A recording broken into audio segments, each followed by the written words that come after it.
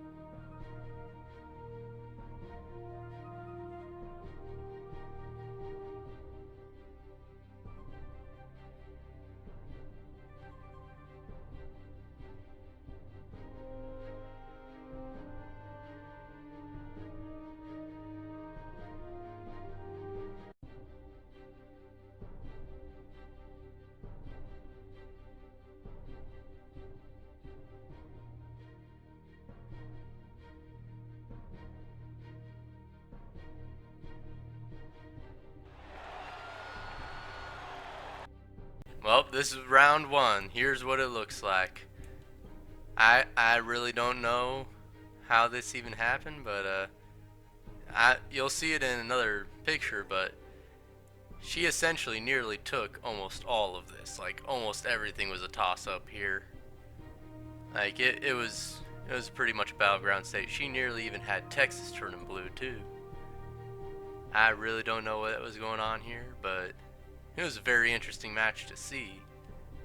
This is just round one, though. As you can see, it was pretty close. It's usually about like this. Usually, Texas is like 60% for Republicans and 60% and like 30% for Democrats. But they got it down to 44 and 55. That's impressive. But I was really surprised, though. I was just really surprised at this whole thing. Like, it was a really close match. In some states it was closer than others. Like, where would it be? Like, right here. Very close. Incredibly close. Now it is time for round 2.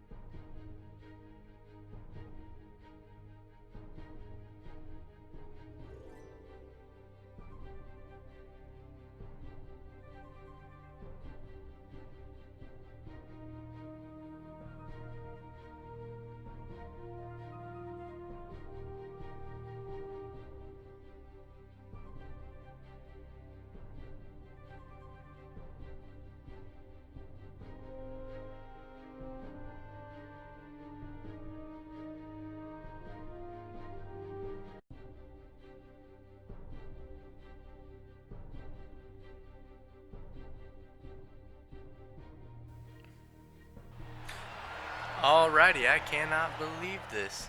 She won 2 straight matches. Only one more match and she will have won the entire match.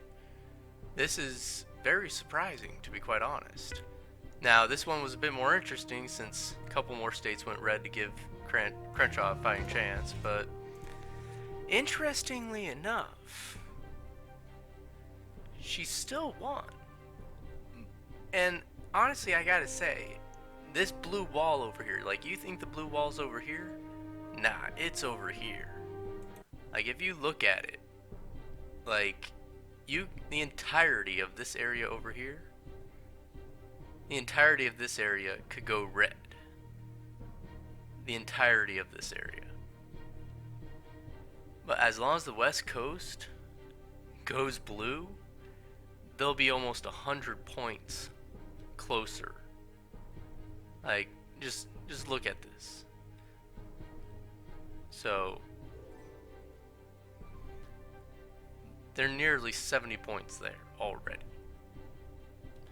So if they're not 100 points ahead, there's no way they're getting past this blue wall. And this blue wall almost never goes red, ever. He did gain New Hampshire, though I'm not sure that's a good trade because, well, Virginia's got 13 electoral votes and New Hampshire's only got 4. It would only really be a good trade if he was able to get somewhere like New York or Massachusetts. And he traded Florida too. It's not a very good trade. Third and final round now. Look forward to seeing what happens.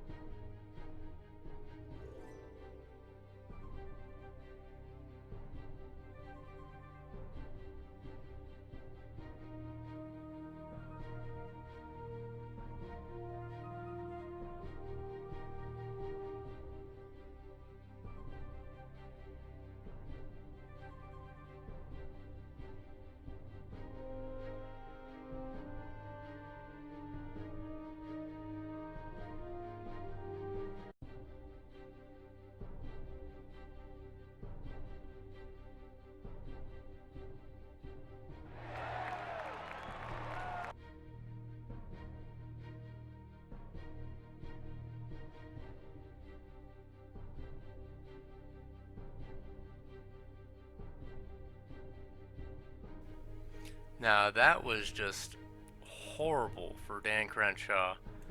He just got blown right through. That ticket of Biden and AOC just ran right through him. and he picked Rand Paul to go with him. So he had a chance, but he still lost. As you can see, most of the East Coast went blue. Georgia, Kentucky, West Virginia, only really being some of the few that voted red. Anyways, thank you for watching. If indeed you still are, leave a comment below as to what matchups you want to see in the future. And tune in next time as I try to get California to go red and Texas to go blue. See you next time.